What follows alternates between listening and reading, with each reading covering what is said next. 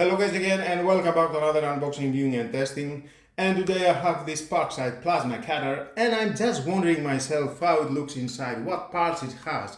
And I have made my conclusion: just disassemble this unit and find out all the parts. What parts are combining together and make this unit workable. And in the end of this video you can check the unboxing and review that I made for this plasma cutter. Now, to open this plasma cutter we need to remove 4 screws and another 4 screws from this side.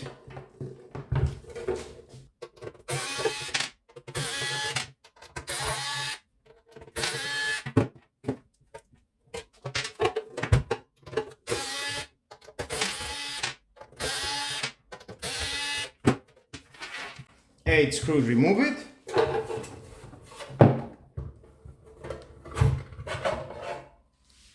And there it is.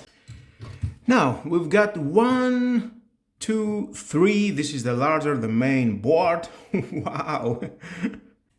So huge, the coils. 1, 2, 3, 4, 5. And there's the huge capacitors. Well, they've got these 2 screws. Let's remove them.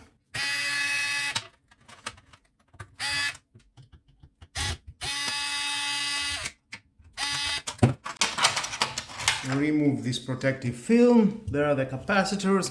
Wow, they're so huge. Amazing. We've got 1, 2, 3, 4 large heatsink, aluminium heatsink, cooling down all the board. Now we can see here it is the inlet for the air compressor hose. It goes here at the outlet and the connection for the plasma cutter. The power cord connected at the on-off switch. There's the on-off switch right there, and then from the on-off switch it goes at this board.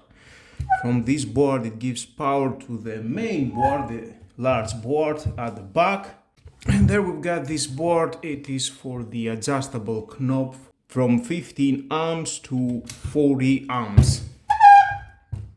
And from this board, cables are going at the connection for the handle plasma cutter. So many parts inside this unit. And you can see, of course, and at the back, not much to see. All the connections. Well, I can say this board, this huge board, is well manufactured. It looks great. If that is at the back or at the front. And here we've got the pressure valve model, and the voltage is DC 24 volt. Pressure to 0 to 08 MPa. Okay. And of course we've got the fan. There's a fan cooling down all the parts, cooling down the heatsink. It is at the right position, taking the air from outside, and goes at these 2 heatsink at the top and at the bottom. And of course is cooling, and there is 2 huge capacitors. It says the capacitor Megatech 105 Celsius 680 mF. Well, I can say everything are tight and very well assembled at the right position that should be. And that's how all the unit, it is small and portable and lightweight. We don't have any transmitters. It is not like the old plasma cutters. New technology, and that makes it lightweight. And here we've got some cables connected from this board and from this board.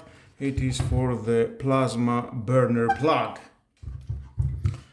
Well guys, now you are smarter, you know how it looks, this plasma cutter, what part it has, combine it all together and make it workable.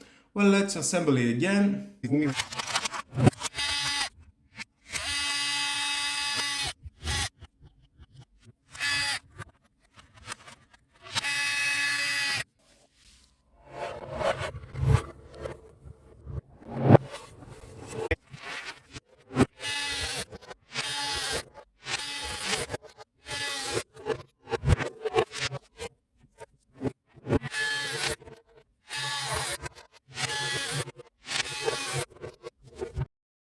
And with all that, guys, thank you again for watching. Please subscribe to my YouTube channel. It takes only 1 second. Press the subscribe button and done.